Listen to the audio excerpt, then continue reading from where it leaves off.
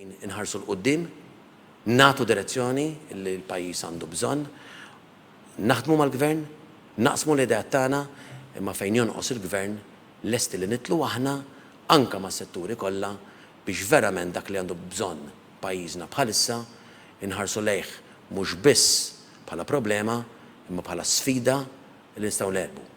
Mhux li m'hemmx il-mewġ, imma li dak il-mewġ kapaċi aħna imbaħruh.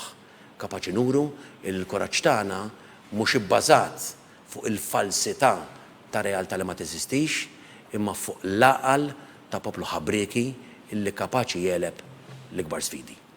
Dikjarazzjoni ċara mill-kap tal-Partit Nazzjonalista Adrian Delija waqt li preżenta post-COVID recovery plan għall-ekonomija ta' pajjiżna. Il-proposti tal-Partit Nazzjonalista tħejjew wara konsultazzjoni ma' esperti u persuni minn kull qasam tas-soċjetà li ilha għaddejja ġimgħat sħaħ. L-oppożizzjoni jidrilha li f'dan il-mument partikolari f'pajjiżna li għadna kif ħriġna minn kriżi kostituzzjonali fejn ir-reputazzjoni ta' pajjiżna iġġarfet u issa dħalna fi kriżi oħra ekonomika għal darb'oħra irridu nkunu qegħdin hemmhekk għal pajjiżna ħalli nġibu biss l-ewwel qabel kollox l-interess nazzjonali. Dan hu perjodu ta' trasformazzjoni għal pajjiżna għal Adrian Delija u għalhekk il-pajjiż għandu bżonn pjan għal Malta biex l-ekonomija tirkupra, sostna Adrian Delija. Intant il-kelliem tal-Partit Nazzjonalista l-Ekonomija Claudio Grech preżenta fid-dettall il-proposti kollha li ħadem fuqhom il-Partit Nazzjonalista f'dan il-pjan għal futur tal-pajjiż la darba tgħaddi l-pandemija. L-impenn tagħna bħala oppożizzjoni jibqa' wieħed. Impenn illi aħna naħdmu fl-interess tal-ġid komuni illi aħna fiċ-ċirkostanzi diffiċli li qegħdin fiha inkunu ta' sostenn għal dan il-pajjiż u għal familji Maltin u Ewropej. Il-Partit Nazzjonalista qed iwarrab l-interessi partiġjani u jiffoka fuq l-interess tal-ġid komuni, prinċipju bbażat fuq 10 pilastri ta' politika li jrid tinbena.